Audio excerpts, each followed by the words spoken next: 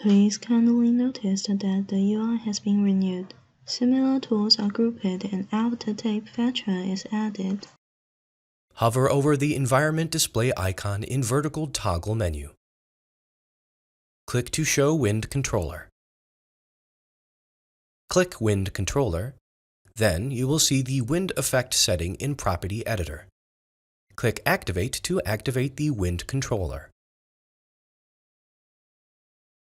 Activate Simulation. The wind effect is now being activated in the 3D window. Drag the axis of the gizmo to move the wind controller. Rotate the circle of gizmo to rotate the wind controller.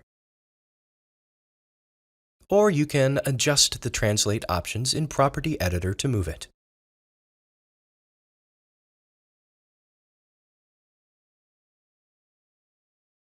You can choose Spherical as type of wind controller. The wind blows in spherical shape, in every direction, starting from the wind controller. The wind blows only from the designated direction when you choose Planner. Adjust strength to adjust the intensity of the wind.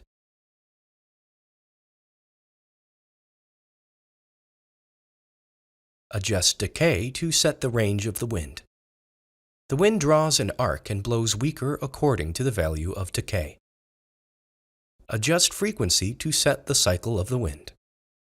The wind repeatedly blows weaker and stronger in interval of set value of seconds. Adjust turbulence to set the turbulence of wind intensity. The higher the value, the more irregular the wind intensity.